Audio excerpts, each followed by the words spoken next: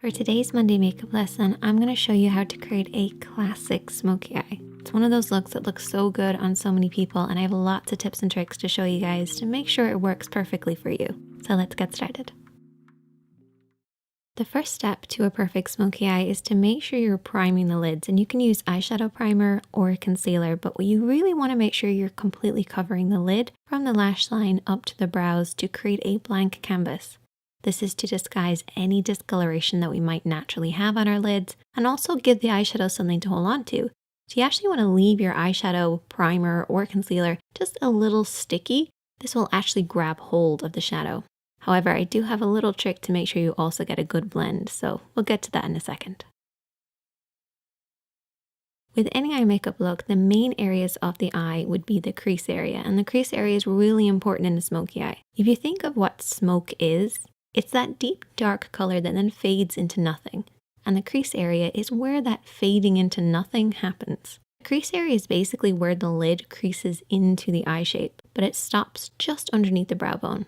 And of course, you have the lid as well. And for a smoky eye, I actually divide the lid into an upper and a lower part. Now, as far as eyeshadows go, I've created a little smoky palette for us, and you want to adapt this to work with your own skin tone. So the first shade is what I refer to as the base shade. So this is very similar to your own skin tone, could be a little lighter. We then have our contour shade. This should be a few shades darker than your own skin tone. And then you have your mid-tone, and your mid-tone is probably the most important. A lot of people refer to this as the transition shade. This is somewhere in between the base and the contour. That's why I call it a mid-tone, because it's a middle tone. And then we have our smoky shadow. So our smoky shade is basically whatever type of smoky eye that you want to create. I'm going to create a black one. So let's get started with this look, taking a blending brush and our base shade. And this is my little trick to get that perfect blend. We're basically going to start at the crease of the eye and then work up underneath the brows. So you want to pack on this base shade to create a silky powdery effect, but avoid the lid. We want the lid to stay a little tacky from the concealer and the primer, but we want that crease to be really powdery, really easy to blend over. By applying that powder, we're basically going to create an easier, softer blend. Remember how I said concealer and primer gives the shadow something to hold on to? Well, this powdery base will make sure we have something to blend over, and that's how you get that perfect soft blend. Just make sure to avoid the lid, don't come down too far, keep it from the crease right up to the brows. For the next step, we're going to keep with that same blending brush, and I haven't cleaned it off, and we're going to go in with our mid-tone, so our middle tone or our transition shade. And we're going to start over everything that we've already applied, but we're going to stop under the brow bone. So the first shadow went from the crease right up underneath the brows, avoiding the lid. And use this little diagram as a representation of what we're doing here.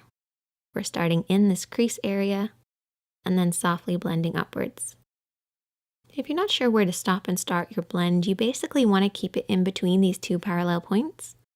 It looks really complicated, but it's basically using the edge of your eye, nose, and brow on one side, and then creating a parallel line on the inner corner. If you blend outside the lines, don't worry because you can always clean up at the end. Just use this as a guide. Then we're going to take a clean blending brush, and I always keep a clean blending brush handy for every look, but in particular when you're doing a smoky eye. Go over everything that you've applied to soften out any harsh lines. No additional product needed, just soften out those lines. Now we're going to move on to applying the contour, and I need you guys to take a brush that's got a lot of control in it. So maybe a flat brush or a pencil brush or a brush like this, which is somewhere in between. It's one of my favorites. And picking up a little bit of that contour shade, which is one of the darker shades from this palette, we're going to apply this all over the lid area. So I want you guys to keep this just to the lid, bringing it up to where that mid-tone starts in the crease, but don't go beyond that point. Really focus on the roots of the lashes and softly blend this over and back, covering the lid. Try to avoid blending this up too high because that can ruin the look. You want to keep it nice and deep and low. So what we're going to end up with is a deep dark look right at the roots of the lashes that then fades upwards, fading into that mid-tone, into that crease, and up underneath the brows.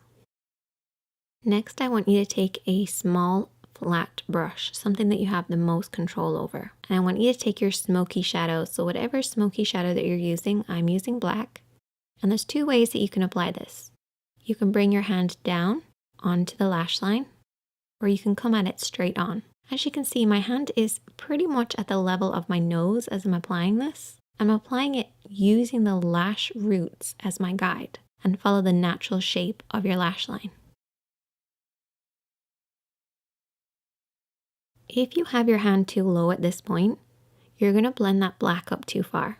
And I don't want you guys to do that. So try to keep it at around the cheek level, or bring your hand over the top and press downwards onto the lash line. Either way, just imagine that you're creating a liner look. Just coat right by those lashes and really pack it on there. Get in between those lashes, right onto that lash line. It's really important. We have to imagine that that black is coming from somewhere, so it has to start really dark at the base. Now for shaping wise, I like to have it slightly thicker just in the center. It's almost like an oval shape.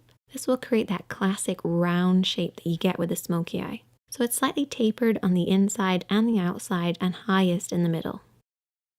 Before you go any further, what I want you to do is take your fingertip and really press on that pigment. Push it right at those lashes. No smudging, no blending, just pushing that on there. This will remove any fallout while also making sure we're really packing that pigment right at the roots of the lashes.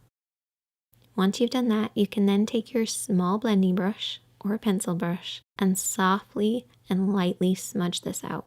Watch for your hand placement here. What I want you guys to remember is that if your hand is low, your blend will be high.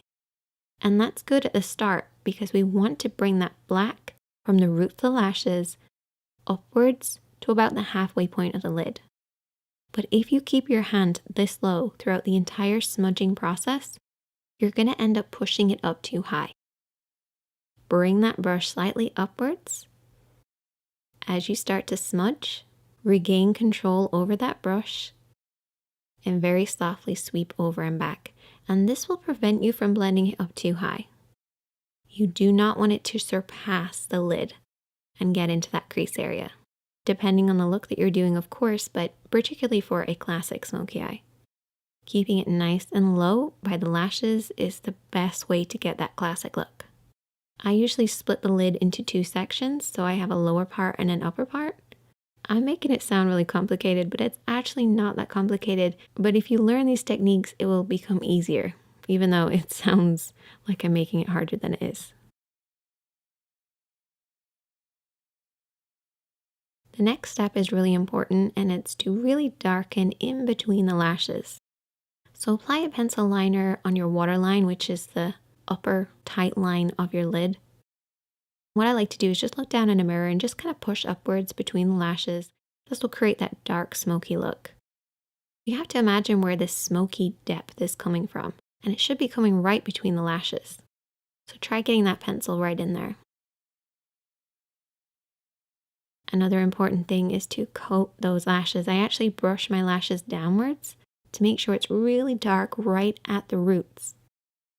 Once again, to create the illusion of the depth coming from the lash line.